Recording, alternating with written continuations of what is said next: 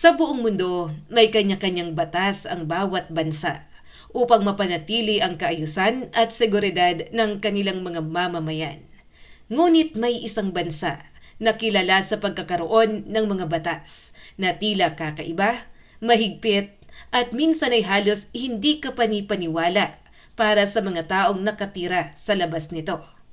Ang bansang ito ay walang iba kundi ang misteryosong estado ng North Korea. Isang lugar na halos sarado sa mga dayuhan at mahigpit na kontrolado ang kanilang pamahalaan. Dahil sa matinding kontrol ng gobyerno sa halos lahat ng aspeto ng buhay, maraming patakaran doon ang nagiging dahilan sa pagkagulat ng buong mundo. Sa North Korea, hindi lamang ekonomiya at politika ang kontrolado ng estado, kundi pati na rin ang pang-araw-araw na buhay ng mga ordinaryong mamamayan. Mula sa kung anong hairstyle ang pwedeng gamitin, kung anong pelikula ang pwedeng panoorin, hanggang sa kung paano sila dapat magsalita tungkol sa kanilang mga pinuno. Lahat ay may kasamang regulasyon. Ang ilan sa mga batas na ito ay tila kakaiba at nakakatawa kung titingnan mula sa perspective ng ibang bansa. Ngunit sa loob ng North Korea, ang mga ito ay seryosong ipinapatupad at may kasamang mabibigat na parusa kapag nilabag. Sa video na ito, ka-amazing, alamin natin ang mga pinakakakaibang batas sa North Korea na talagang magpapaisip sa inyo kung gaano kakaiba ang pamumuhay sa bansang ito. Kaya mga ka-amazing, tara, simulan na natin. Number 10, hindi pwedeng pumili ng kahit anong hairstyle.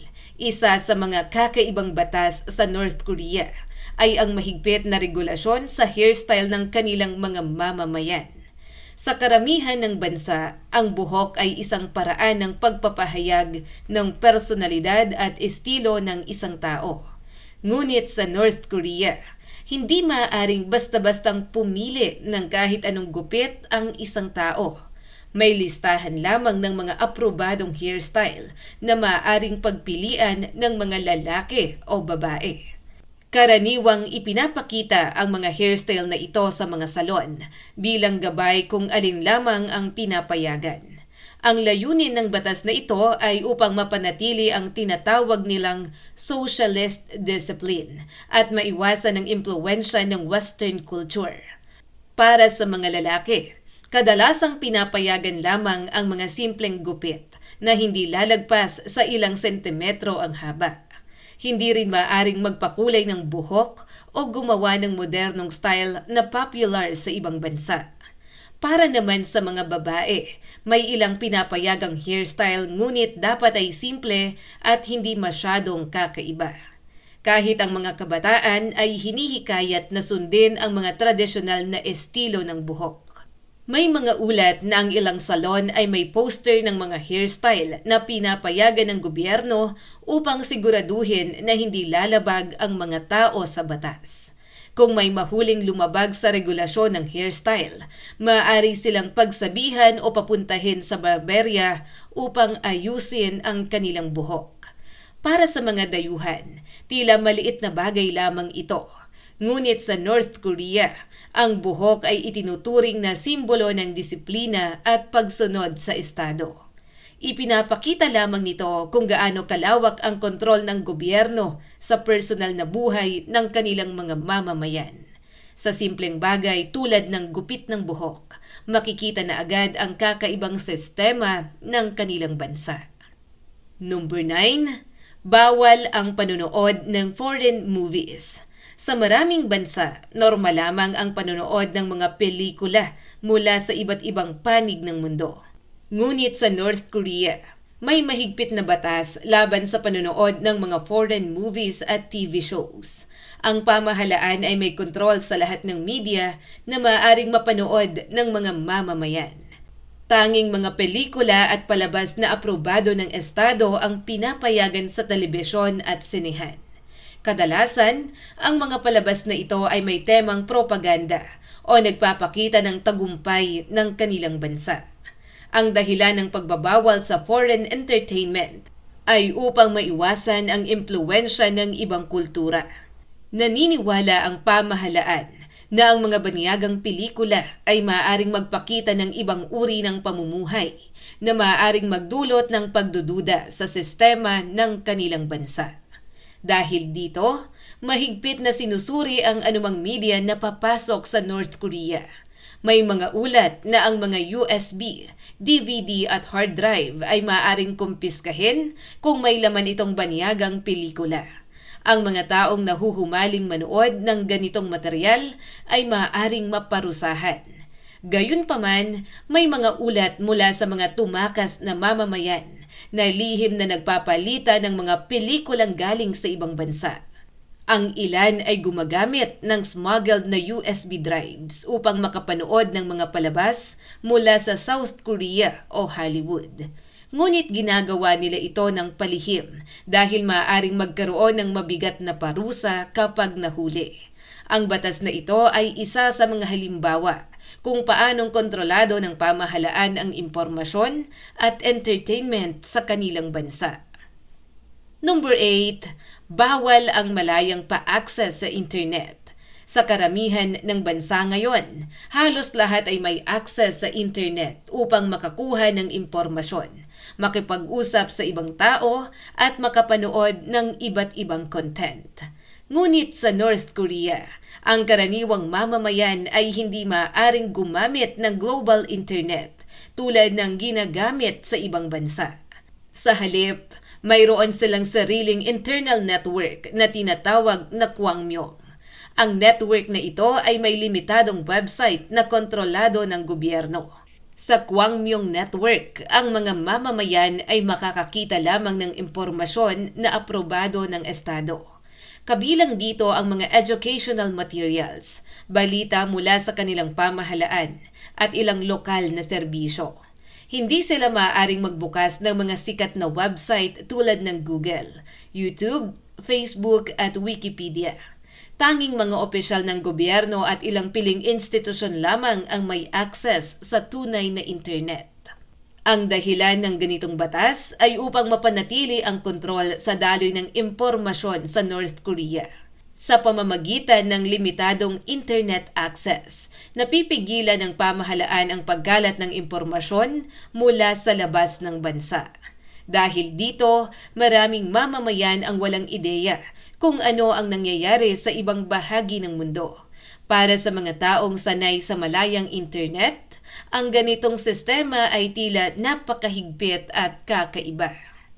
Number 7. Bawal umalis ng bansa nang walang pahintulot. Isa sa pinakamahigpit na batas sa North Korea ay ang pagbabawal sa mga mamamayan na basta-bastang umalis ng bansa. Sa maraming bansa sa mundo, normal lamang ang paglalakbay sa ibang lugar upang magbakasyon, magtrabaho o mag-aral. Ngunit sa North Korea, hindi maaaring basta-bastang kumuha ng passport at pumunta sa ibang bansa, lalo na ang isang ordinaryong mamamayan. Kailangan muna nilang magkaroon ng espesyal na pahintulot mula sa gobyerno bago makalabas ng kanilang teritoryo. Ang pagkuha ng pahintulot na ito ay napakahirap at kadalasan ay ibinibigay lamang sa mga opisyal ng pamahalaan o sa mga taong may espesyal na tungkulin. Ang dahilan ng batas na ito ay upang maiwasan ang pagtakas ng mga mamamayan at ang pagkalat ng impormasyon tungkol sa tunay na kalagayan ng bansa. Kung makikita ng mga tao ang pamumuhay sa ibang bansa, maaaring magbago ang kanilang pananaw sa sistema ng kanilang pamahalaan. Dahil dito, mahigpit na binabantayan ang mga hangganan ng North Korea. May mga sundalo at security forces na nakatalaga sa mga border upang pigilan ang mga gustong tumakas. Ang pagtatangkang umalis ng bansa nang walang pahintulot ay itinuturing na isang seryosong krimen. May mga ulat na ang mga mahuhuling tumatakas ay maaaring makulong o parusahan ng matindi. Sa ilang kaso, pati ang pamilya ng taong tumakas ay maaaring madamay sa parusa. Dahil dito, maraming mamamayan ang natatakot na subukang tumakas kahit gusto nilang makaranas ng ibang buhay sa labas ng North Korea.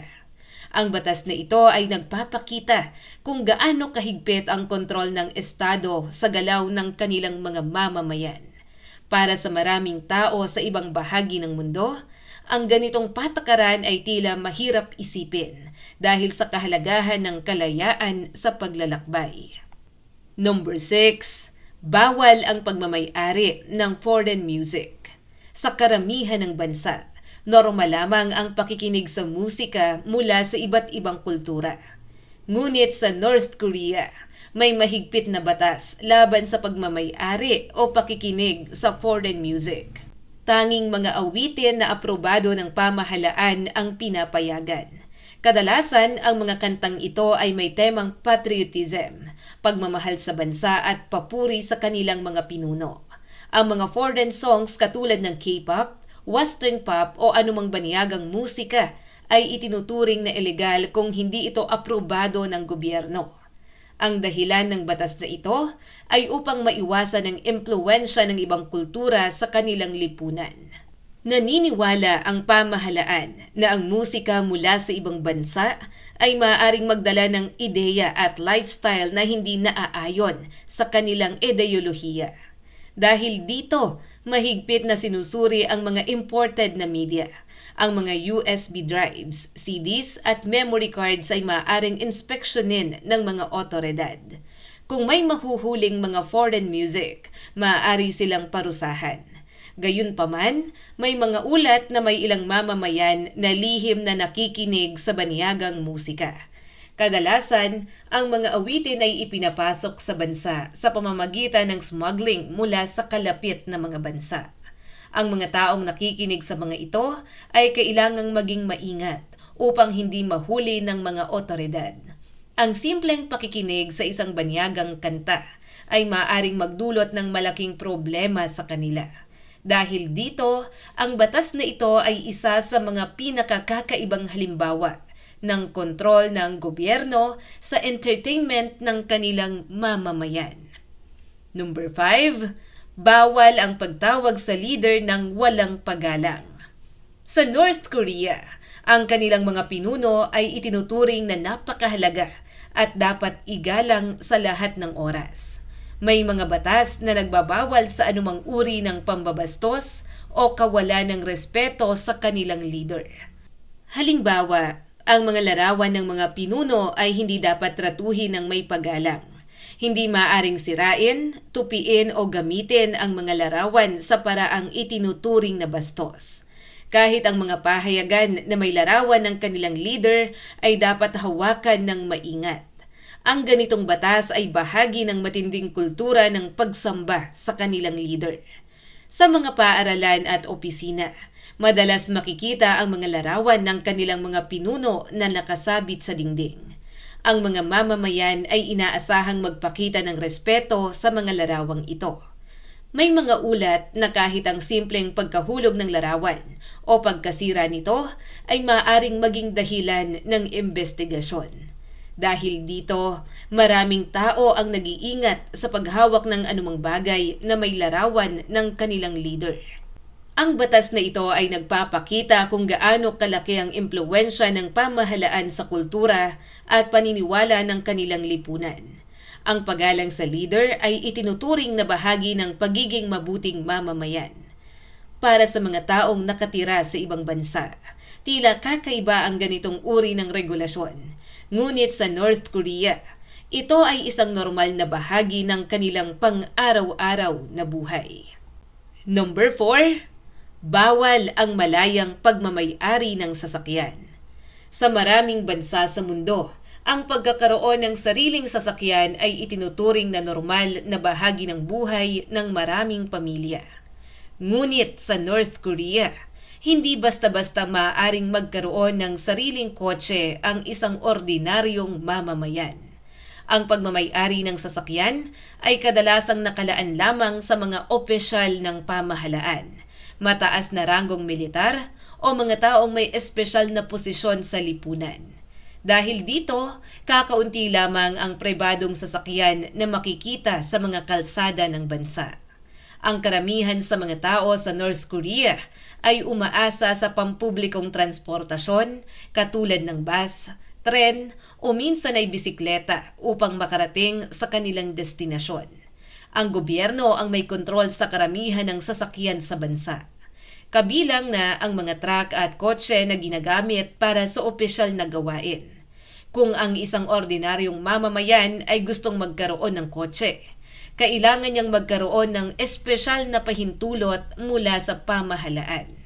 Ang pagkuha ng ganitong pahintulot ay napakahirap at halos imposible para sa karamihan ng tao. Ang batas na ito ay nagpapakita kung paano kontrolado ng Estado ang maraming aspeto ng buhay ng kanilang mamamayan. Kabilang na ang transportasyon, dahil kakaunti lamang ang pribadong sasakyan, mas kaunti rin ang trapiko sa kanilang mga lungsod, kumpara sa ibang bansa. Gayunpaman, ipinapakita rin ito na ang malaking pagkakaiba sa pagitan ng mga ordinaryong mamamayan at ng mga taong may mataas na posisyon sa gobyerno.